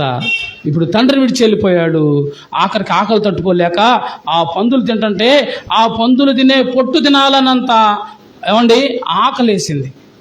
ఇప్పుడు వాడికి బుద్ధి వచ్చింది, జాగ్రత్తగా మీరు వినాలా, ఇక్కడే దేవుడు మాట్లాడుతూ ఉన్నాడు. ఇప్పుడు వాడికి బుద్ధి వచ్చింది. ఇప్పుడు వాడు వెళ్ళిపోయాడు కదా, తండ్రి ఏం చేశాడు? తండ్రి ఎంటపడ్డా? దేవులాడా? పిలిచాడా? మరి మీరెందుకు సంఘంలోంచి ఎవరన్నా వ్యతిరేకించి వెళ్ళిపోతే అన్న పిలవకూడదు, అన్న పలకరీయకూడదు, అన్న వాళ్ళ ఇంటికి వెళ్ళకూడదు ఎందుకంటున్నారు? వాళ్ళకి ఇష్టం వచ్చి వాళ్ళు వెళ్ళిపోతే వాళ్ళ దగ్గరికి మనం ఎందుకు వెళ్ళాలా? వెళ్ళేటప్పుడు ముందుగానే చెప్తాం, అయ్యా తప్పయ్యా వద్దు ప్రమాదం ఉందని. తండ్రి చెప్పాడా లేదా? తండ్రి కుమారుకు చెప్పాడు ఏమని? బాబు ఇల్లు విడిచిపెడితే నష్టపోతావురా, కష్టపడతావురా అని చెప్తే వాడు ఒళ్ళు బలిసి నాకు ఇష్టం, నేను వెళ్తాను, వెళ్ళేదని చెప్పి వాడు ఏం చేస్తున్నాడు? వెళ్ళిపోయాడు. వాడు కష్టాలు పాలవుతున్నాడు.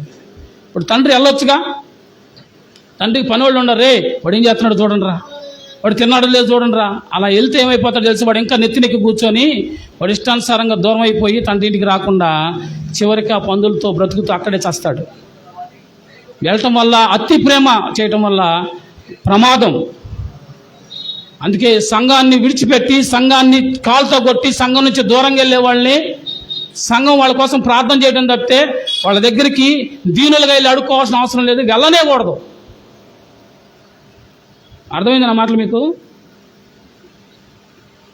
సంఘంలో లోపం ఉంటే సంఘస్థులందరూ కూర్చొని మాట్లాడుకోవాలి తప్ప ఏ లోపం లేకుండా నీ యొక్క సంతోషాల కోసం, నీ స్నేహం కోసం, నీ అవసరాల కోసం నువ్వు వెళ్ళిపోతే నీ కోసం మనందరూ ఎగబడి వెళ్ళి బతిలాడుకోవాలా?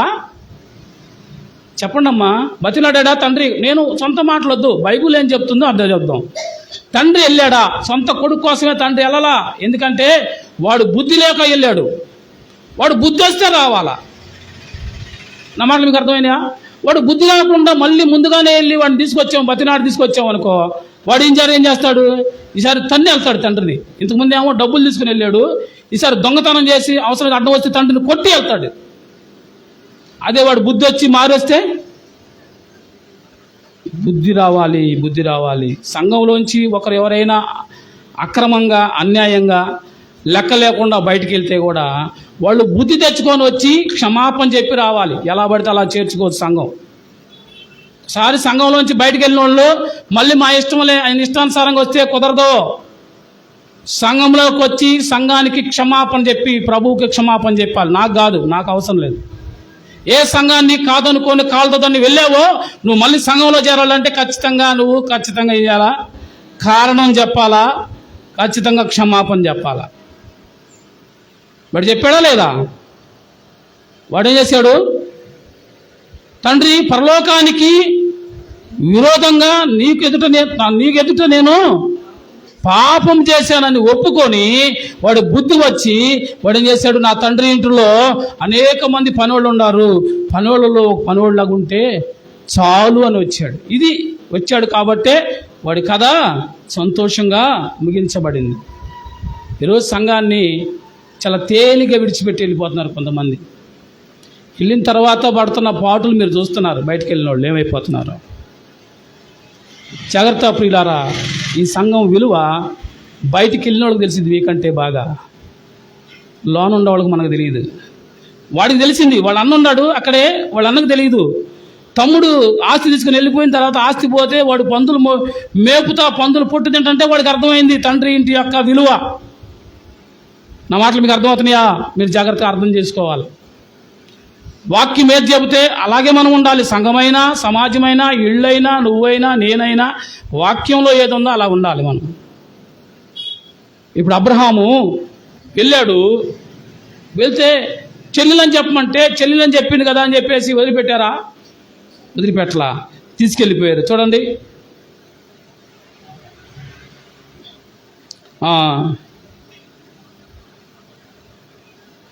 ఈమెను బట్టి వచ్చిన 14 అబ్రహాము ఐగుప్తులో చేరినప్పుడు ఐగుప్తులు ఆ స్త్రీ మిక్కిలి సౌందర్యవతి అనియు ఇండుట చూచిరి. ఫరో యొక్క అధిపతులు ఆమెను చూచి ఫరో ఎదుట ఆమెను పొగిడిరి గనుక ఆ స్త్రీ ఫరో ఇంటికి ఎడదాబడింది. ఫరో ఇంటికి తీసుకొచ్చింది. ఇప్పుడు అబ్రహాముకు నిద్ర ఉండిద్దా? నిద్ర లేదు. ఆకలి కరువు వచ్చిందని చెప్పి వస్తే ఇప్పుడు ఏమైపోయింది? భార్యే తన ఇంట్లో నుంచి తీసుకెళ్ళాడు. పైపేసి ఏం చేశాడు తెలిసి ఈ రాజు? భార్యను తీసుకెళ్ళినట్టు గమనంలా. కింద వచ్చిన చదవండి, వచ్చిన 16లో అతడు ఆమెను బట్టి అబ్రహాముకు మేలు చేసును, అందువలన అతనికి గొర్రెలు, గొడ్లు, మగగాడిదలు, దాసులు, పనికత్తెలు, ఆడగాడిదలు, ఒంటెలు ఇవ్వబడిను. ఏమిచ్చారు? భలే చక్కని అమ్మాయిని ఇచ్చావయా అబ్రహాము, ఊరికే నీ రుణం ఊరనే ఉంచుకోనిలే, ఇదిగో తీసుకో అని చెప్పేసి గొర్రెలు, గొడ్లు, గాడిదలు, దాసీలు, పనికత్తెలు, ఒంటెలు అన్నీ ఇచ్చారండి. ఇప్పుడు అబ్రహాంకి చాలా ఆస్తి వచ్చి పడింది. ఇప్పుడు ఆస్తిని బట్టి సంతోషించాలా? ఏం చేసుకోవాలి? ఆస్తి కరువు అని కదా వచ్చాడు. కరువు తీరిపోయింది కానీ ఏమైంది? భారీ పోయింది. అబ్రహాం చెప్పుకోలేడు, బయటికి చేసి చంపేస్తారని భయం, బాధపడకుండా లేడు. ఎన్ని కష్టాలు వచ్చినాయి అబ్రహాంకి. అయితే దేవుడు తన బిడ్డల ఎడల ఆయన కృప ఎలా ఉండిద్దో చెప్పి నేను ముందుకెళ్తాను రండి. అప్పుడు వెంటనే దేవుడు ఏం చేశాడు చూడండి.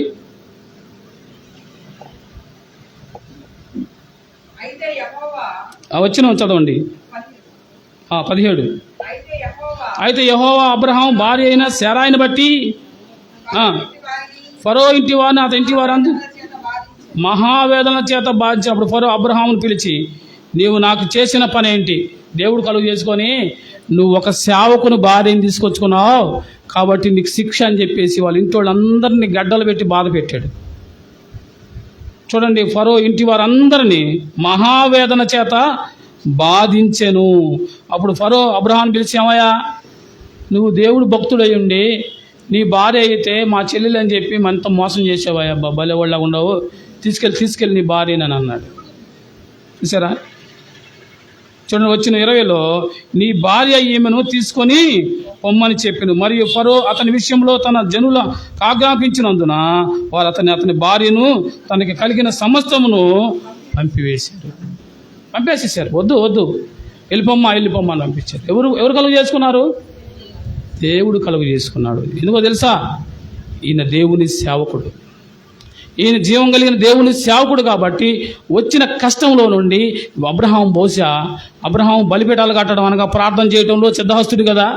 ఇక భార్య లేకపోతే ఇంకెంత ఏడ్చుంటాడో, భయంకరంగా ఏడ్చుంటాడు, బాధపడి ఉంటాడు. ప్రార్థన చేసిన ప్రభు కలుగు చేసుకొని ఫరోకి నిద్ర లేకుండా చేసి ఫరోని ఏం చేశాడు? వాళ్ళ ఇంటి వారందరినీ మహావేదన చేత బాధ పెట్టి, నువ్వు తీసుకొచ్చిన ఆవిడ ఎవరనుకుంటున్నావు? జీవం కలిగిన దేవుని సేవకుని భార్య అన్నప్పుడు వెంటనే అప్పచెప్పాడు. జాగ్రత్త, వెళ్ళకూడని స్థలాలకు వెళ్ళడం వల్ల భయంకరమైన ప్రమాదం ఉంటుంది, జాగ్రత్త అని హెచ్చరిస్తున్నాను. అదే ఆదికాండం 32వ అధ్యాయం 11వ వచనంలో మరొకరిని పరిచయం చేసి నేను ప్రార్థన చేస్తాను. 32:11 త్వరగా నా ఏసావు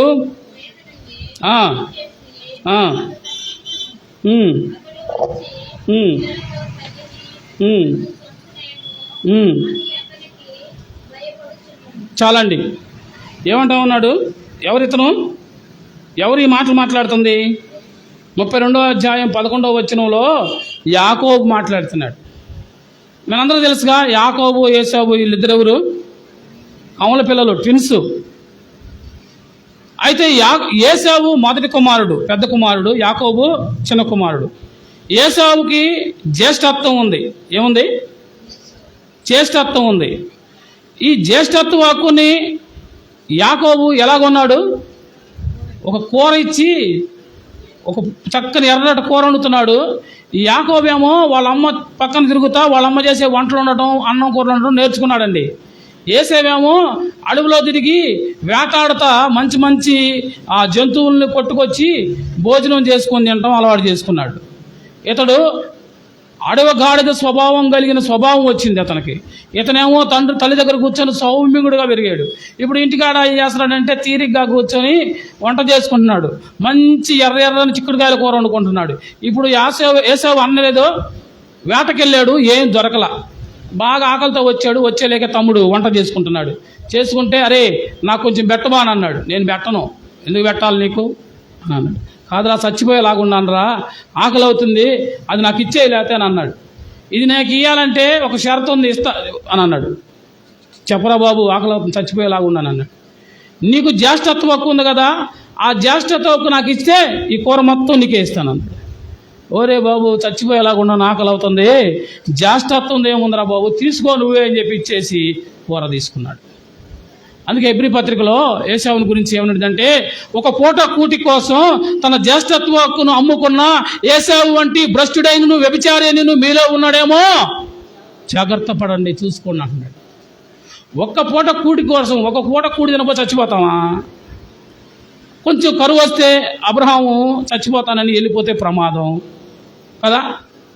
కొంచెం కరువు వస్తే ఎలిమెలెకు ఏమైపోయాడు? వెళ్ళిపోయి ప్రాణం కోల్పోయాడు. ఇప్పుడు ఒక్క పూట కూటి కోసం తన జ్యేష్ఠత్వం అమ్ముకున్న ఏసావుని ప్రభు అంటున్నాడంటే, ఏసావు భ్రష్టుడు, వ్యభిచారి అని అంటున్నాడు. అర్థమైందా? దేవుడు ఈ యొక్క జ్యేష్ఠత్వం అనేది పెద్ద బిడ్డలకు, పెద్ద కుమారులకు దేవుడిచ్చే గొప్ప ఆధిక్యత. ఇప్పుడు కూడా కొంతమంది లోకంలో పెద్దవాడికి జ్యేష్ఠత్వం ఇవ్వాలని చెప్పి స్థలంలో ఇచ్చేటప్పుడు కనీసం ఒక అడుగైనా ఎక్కువ ఇస్తూ ఉంటారు. ఇది ఆడ నుంచి వచ్చిందో తెలుసా? అదిగో ఆ జ్యేష్ఠత్వమే. పాత నిబంధన ఇది, కొత్త నిబంధనలు అవసరం లేదనుకోండి. మనందరం సమానమే కొత్త నిబంధనలు యేసుక్రీస్తులో. పాత నిబంధనలో ఇది ఉంది, జ్యేష్ఠత్వం. ఆ జ్యేష్ఠత్వ హక్కుని, వాస్తవంగా జ్యేష్ఠత్వ హక్కు అంటే తండ్రి ఆస్తి ఎంత ఉంటుందో అందులో సగం మొత్తం పెద్ద కుమారుడికి ఇవ్వాలి. తర్వాత ఎంతమంది పిల్లలు అయితే మిగతా వాళ్ళంతా పంచుకోవాలి. 5 ఉండా 6 ఉండా ఆ సగంలోంచే పంచుకోవాలి. 100 రూపాయలు నేను ఒక తండ్రికి ఆస్తి, 50 రూపాయలు పెద్ద కొడుకు వెళ్ళిపోతే 50 రూపాయలు మిగతా 5 అయితే పంచుకోవాలి. అంతే, 5 10 50 పంచుకోవాలి. ఇది జ్యేష్ఠత్వం యొక్క గొప్పతనం. అలాంటి జ్యేష్ఠత్వం కలిగిన వాడు, అంత గొప్ప పవర్ కలిగిన వాడు. రెండోది, జ్యేష్ఠత్వుడు దేవుడికి ఇష్టడు. దేవుడు ప్రత్యేకంగా ఇచ్చింది. అది నాజీర్ లాంటిది అన్నమాట చెప్పాలంటే. అలాంటి జ్యేష్ఠత్వ హక్కుని కేవలం ఒక పూటి కోసం అమ్ముకున్నాడు. అమ్ముకున్న తర్వాత ఒక మోసం చేశాడు యాకోబు. కూరతో అన్న యొక్క జ్యేష్ఠత్వాన్ని కొన్నాడు. రెండో మోసం, తండ్రి అన్నాడు, అరే పెద్దోడిని పిలిచి, ఒరే ఆకలి అవుతుందిరా, నువ్వు వెళ్ళి మంచి మాంసం తీసుకొచ్చి వండి నాకు పెట్టు, నా దగ్గర ఉన్న దీవెనలన్నీ నీకు ఇస్తానని చెప్పాడు. ఈ మాట వాళ్ళ అమ్మ అన్నది. ఆ పెద్ద కుమారుడు వెళ్ళిపోగానే వీళ్ళ అమ్మ ఏం చేసిందంటే, ఏమో ఒక చక్కని మాంసంతో వంట తయారు చేసి చిన్న కుమారుడికి ఇచ్చిరే, నువ్వు వెళ్ళి నాన్నకిచ్చి ఆ దీవెనలను నువ్వు పొందుకోమని చెప్పి మాయ చేసి పంపించింది. వాళ్ళ నాన్న దగ్గరికి వెళ్ళి నేనే ఏసావునని చెప్పి అబద్ధం చెప్పి భోజనం పెట్టి దీవెనలన్నీ పొందుకున్నాడు. ఇప్పుడు అతను రానే వచ్చాడు, విషయం తెలిసింది, ఇంకా చంపేయాలనుకున్నాడు. వీడు నా జ్యేష్ఠత్వాన్ని నూకేశాడు, నా దీవెనలు నూకేశాడు, వీడిని నువ్వు బ్రతకనీయకూడదు అనుకున్నాడు. కానీ ఇప్పుడు కొట్టి చంపేస్తే అసలే ముసలోడు మా నాన్న, మేమిద్దరం కొట్టుకుంటే ఆయన చచ్చిపోతాడని, ఆయన చనిపోయిన తర్వాత ఇటు సంగతి తేలుద్దామని గమ్మున ఉన్నాడండి. ఈ మాట మాట్లాడుకుంటుంటే వాళ్ళ అమ్మాయి అన్నది, వాళ్ళ అమ్మాయిని, ఒరే మీ అన్న నిన్ను చంపుతాను అంటున్నాడు రా, నువ్వు ఉండొద్దు, మా అన్న లాభాన్ని ఉన్నాడు, ఆయన దగ్గరికి వెళ్ళి ఆడ కొంతకాలం ఉండు, ఇక్కడ మొత్తం క్షేమంగా ఉన్న తర్వాత నేను పిలుస్తానని పంపించిందండి. శ్రీలారా అక్కడికి వెళ్ళాడు, లాభాను కుమార్తెలను పెళ్లి చేసుకున్నాడు. ఆ తర్వాత దేవుడు ఆశీర్వదించాడు. అక్కడ చాలా ఆస్తి, పిల్లలు ఉన్నారు, పిల్లలు పుట్టారు, ఆస్తి వచ్చింది, చక్కగా దీవించబడి ఇప్పుడు ఇంటికి వస్తున్నాడు. మీరు జాగ్రత్తగా వినాలా. ఇంటికి వస్తున్నాడు. ఇంటికి వచ్చే క్రమంలో మేలు కలిగిన ఆయన వస్తూ ఇప్పుడు ఇంటికి రావాలంటే ఏముంది సమస్య? దేనికోసం వెళ్ళాడు? అన్న చంపుతాడనే కదా, అన్నను మోసం చేసి వెళ్ళాడు. కాబట్టి ఇప్పుడు వస్తే అన్న మన బతకనిస్తాడో లేదో అనే భయంతో జాగ్రత్తగా దూరం నుండి దాక్కుంటా ఏమండి, ముందేమో పనివాళ్ళని, ముందేమో ఆ పశువుల్ని, తర్వాత పనివాళ్ళని, ఆ తర్వాత ఆయన ఉపపత్తుల్ని, ఆ తర్వాత భార్యల్ని, ఆ తర్వాత ఈయన. అలాంటి పరిస్థితిలో యాకోబు ప్రయాణం చేస్తూ ఉన్నాడండి కదా. ప్రయాణం చేస్తూ ఉన్నాడు. వచ్చిన 11లో మనం చదువుకున్నాం కదా. చూడండి, ఇప్పుడు నేను 2 గుంపులుగా అయితేని, సహోదరులు ఏశావు చేతి నుండి దయచేసి నన్ను తప్పించము, అతడు వచ్చి పిల్లల్ని నన్ను చంపునేమో అని అతనికి భయపడుచున్నాను అని అంటున్నాడు. ప్రార్థన చేస్తున్నాడు. ప్రియులారా, అయితే ఏశావు చంపుతాడేమో అనుకున్నాడు. కానీ దూరం నుంచి చూసి భయపడిపోతుంటే దగ్గరగా వచ్చి ఏం చేశాడు? వెంటనే పైన పడి ఏడ్చి ముద్దు పెట్టుకొని ఏడుస్తూ ఉన్నాడు. తమ్ముడిని చూడంగలే కోపమంతా మర్చిపోయాడు. చాలా కాలమైంది మా తమ్ముడు అసలు బతికుండాడో లేదనుకుంటే రానే వచ్చాడని చెప్పేసి అన్న తమ్ముడి మీద ప్రేమ కలిగి అతన్ని చంపుతాడని భయపడి చంపకుండా ఏం చేశాడు? రక్షించి అతను ఏం చేశాడు? విడిచిపెట్టాడు కదా. 32:24 చూసినట్లయితే, 24లో యాకోబు ఒక్కడు మిగిలిపోయి ప్రార్థన చేయటం వల్ల ఆ ప్రార్థనకి ప్రతిఫలంగా ఏం చేశాడు? ఏశావు యాకోబు ఏమీ చేయకుండా విడిచిపెట్టాడు కదండి. ప్రియులారా, 33వ అధ్యాయం 4వ వచనాన్ని చదువుకుందాం. 33:4 చూసినట్లయితే, అప్పుడు ఏశావు అతన్ని ఎదుర్కొని పరిగెత్తి అతన్ని కౌగిలించుకొని అతని మెడ మీద పడి ముద్దు పెట్టుకొని వారిద్దరూ కన్నీరు విడిచారు. చూసారా? దేవుని మీద ఆనుకొని దేవుణ్ణి ప్రార్థించి సంఘములో ప్రభువుతో సహవాసంలో నీవుంటే ఏమైందట? ఆయన మేలు చేస్తాడు కదా. ఆయన చేసిన మేలుకు నువ్వేం చేయాలా? ఉపకారాలు దేన్ని మరవకూడదు. కీర్తన గ్రంథం 65:4 నేను ముగించబోతున్నాను. త్వరగా చదివినట్లయితే ముగిస్తాను. ఒక 4 మాటలు మీకు చెప్పి ముగిస్తాను. 65:4 కీర్తనలు 65:4 త్వరగా కీర్తనలు 65:4 బైబిల్ నుంచి తీసేది. నీ ఆవరణంలో నివసించినట్లు ఎవరట? ఆయన ఆవరణం చాలండి. ఆవరణం అంటే దేవుని మందిరం. దేవుని మందిరంలో నివసించేవాడు ఎవరట? దేవుని మందిరంలో. ప్రియులారా, వీలైనంత ఎక్కువ సమయం అవకాశం చూసుకొని దేవుని మందిరంలో జరిగే ప్రతి కూడికలో నేను ఉండాలి, ప్రతి ప్రార్థనలో నా ప్రార్థన ఉండాలి, ప్రతి పాటలో నాది ఉండాలి, ప్రతి స్తుతుల్లో నేను ఉండాలి, దేవుని పనిలో నేను ఉండాలి అనే ఒక మంచి కమిట్మెంట్ నువ్వు తీసుకోవాలా. దాని ద్వారా ఏమైందట? అది మేలు అని కీర్తనకారుడైన దావీదు మాట్లాడుతూ ఉన్నాడు. అదే ఆ 95వ కీర్తన 7వ అధ్యాయంలో కూడా ఈ మాట అంటున్నాడు. 95:7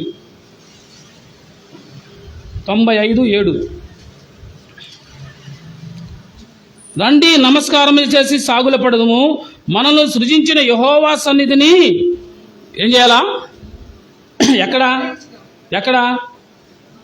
ఎక్కడండి? మనం ఇందా చదువుకున్న వాక్యంలో ఏమో యెహోవా మందిరంలో ఉండడం వల్ల మేలు. ఆ మందిరంలో ఏం చేయాలట?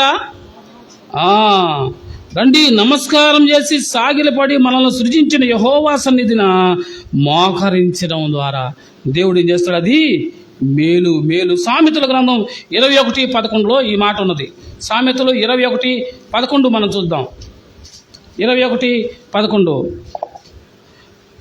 అపహాసకుడు దండింపబడుట చూచి జ్ఞానము లేనివాడు జ్ఞానము పొందును. ఏమయ్యాలట? అపహాసకుడు దండించబడడం చూస్తాం. 27వ వచనం చూద్దాం. 27వ వచనం, 21:27 వచనంలో భక్తిహీనులు అర్పించు బలులు హేయము,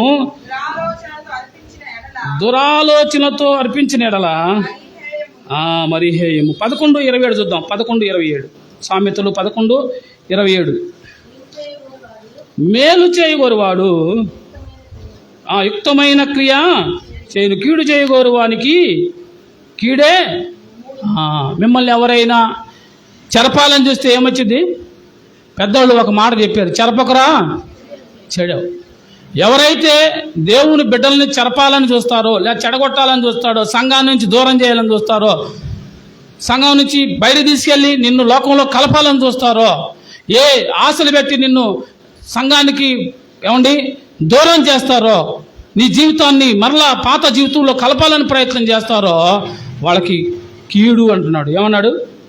11:27 మేలు చేయగోరువాడు ఉపయుక్తమైన క్రియ చేయును, కీడు చేయగోవారికి కీడే కీడే కీడే. నువ్వు ఏదైతే కీడు చేయాలనుకున్నావు, నువ్వు కీడు చేయాలనుకున్నది ఎవరిని అని అంటే దేవుని సంఘంలో ఉన్న వారి మీద నీ కన్ను పడుతుందా? జాగ్రత్త. ఆ కళ్ళు ఊడబేకేసే రోజులు రాబోతున్నాయి. మహాభయంకరమైన ప్రమాదంలో నీవు ఉన్నావు, జాగ్రత్త అని వాక్యం హెచ్చరిస్తుంది. ఎవరైతే దేవుని ఆలయం పాడు చేస్తారో దేవుడు వాడిని పాడు చేస్తాడు.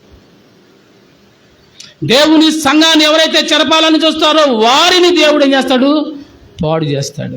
ఒకవైపేమో సంఘములో నుండి బయటకు వెళ్ళిన వాళ్ళు సంఘాన్ని విడిచే వాళ్ళకి వచ్చే శ్రమ ఏంటో, మోయాబు ప్రాంతానికి వెళ్ళిన వారి జీవితం ద్వారా, ఐగుప్తుకు వెళ్ళిన అబ్రహాం జీవితం ద్వారా, తప్పిపోయిన కుమారుడి జీవితం ద్వారా ప్రభువు మాట్లాడి యెహోవా చేసిన మేలును నీవు మర్చిపోయి సంఘాన్ని విడిచిపెట్టి వెళ్తే ప్రమాదం. నిన్ను వెళ్ళడానికి ప్రోత్సహించిన వాళ్ళు, నిన్ను లాగిన వారు, నిన్ను చెరిపిన వారు కూడా వారు ఏమైపోతారట? వారు కీడు అని అంటున్నారు. వాళ్ళకి భయంకరమైన కీడే మూడిద్ది అని అంటున్నాడు. జాగ్రత్త ప్రియులారా. రోమాపత్రిక 8:8 రోమా 8:28 నేను ముగిస్తున్నానండి. జస్ట్ దాన్ని జ్ఞాపకం చేసి నేను ముగిస్తాను. రోమా 8:28 త్వరగా చదువుకుందాం. రోమా 8:28 చాలా ఫాస్ట్గా ఉన్నారే మనోళ్ళు. దేవుని ప్రేమించు వారికి అనగా ఆయన సంకల్పము చొప్పున పిలువబడిన వారికి సమస్తము సమకూరి జరుగునట్లు ఏమైందట?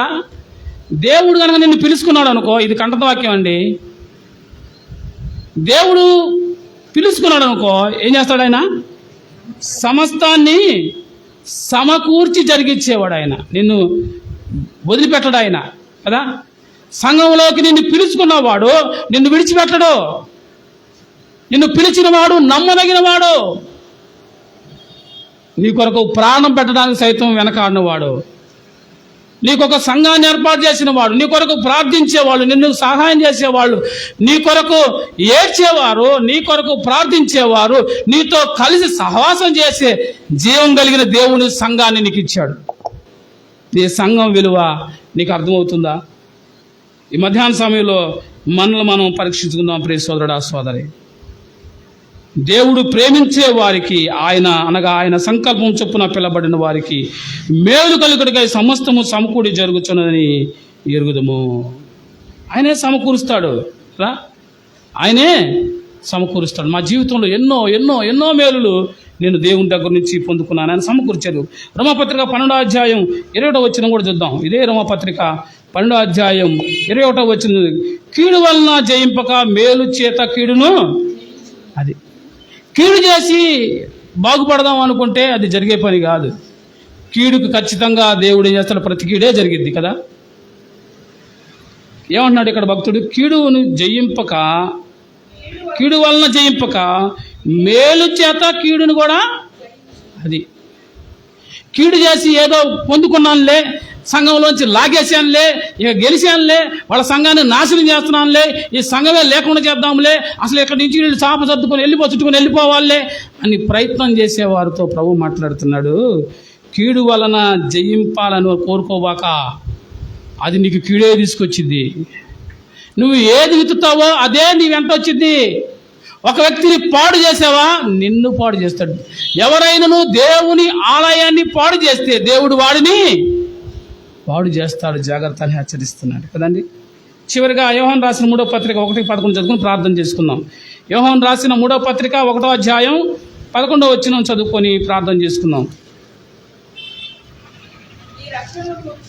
ఈ రక్షణ గురించి 3వ యోహాను పత్రిక 1:11. ప్రియుడా, చెడు కార్యములను కాక మంచి కార్యములను అనుసరించి నడుచుకొనుము. మేలు చేయవాడు దేవుని సంబంధి, కీడు చేయవాడు దేవుని చూచిన వాడు కాదు. అది మేలే. సంఘం ఏం చేయాలా? మేలే. విశ్వాసి, నువ్వు ప్రార్థన చేయాలి. నువ్వు ఇతరుల కొరకు ప్రార్థన చేయాలి, సంఘం కొరకు ప్రార్థన చేయాలి, సంఘంలో ఉన్నవారి క్షేమం కొరకు ప్రార్థన చేయాలి. ఆనాడు పేతురు కష్టాల్లో ఉన్నప్పుడు ప్రార్థన చేశారు, పౌలు కష్టాల్లో ఉన్నప్పుడు ప్రార్థన చేశారు. తద్వారా సంఘం యొక్క ప్రార్థన ఆ యొక్క వ్యక్తి యొక్క జీవితాలను మార్చేసింది. మేలు చేయడం నేర్చుకోండి కదా. యెహోవా ఏమన్నాడు అక్కడ చూడండి, ఆయన చేసిన మేలులో దేనిని, 103వ కీర్తన 2వ చరణంలో, ఆయన చేసిన మేలులో దేనిని, ఏ మేలు చేశాడంటే నిన్ను రక్షించుకున్నాడు 1, 2 నీకు మంచి సంఘాన్ని ఇచ్చాడు, 2, 3 నీ కొరకు ప్రార్థించే మనసు కలిగిన సంఘాన్ని ఇచ్చాడు, ప్రార్థన భారం కలిగింది కదా. అనుదినం ఏదో ఒక రూపంగా, ఏదో సమయంలో, వారములో కూడికలు, నెలలో కూడికలు, వాక్యం, ప్రార్థన, సహవాసం, ఏమండి క్రమమైన వాక్యానుసారమైన సంఘంలో మనం ఉన్నందుకు ప్రభు చేసిన ఈ మేలుకై మనం ఏం చేయాలా? ఆయనకు కృతజ్ఞతాస్తుతులు చెల్లించాలి కదా. దావీదు అంటున్నాడు, నువ్వు చేసిన మేలుని దేనిని ఆయన చేసిన మేలులో దేనిని మరవకుండా. యేసు ప్రభు వారు నీ కొరకు ఎంత గొప్ప మేలు చేశాడంటే ఆయన ప్రాణాన్నే పెట్టాడు. అంతకంటే ఏముంటుంది? ఒక మంచి వాళ్ళ కోసం మరొక మంచి వాళ్ళు ప్రాణం పెడతారేమో కానీ చెడ్డవాళ్ళ కోసం సైతం యేసు ప్రభు ఏం చేశాడు? పాపుల కొరకు సైతం యేసు ప్రభు ప్రాణం పెట్టాడు. అయ్యా ఈ మధ్యాహ్న సమయంలో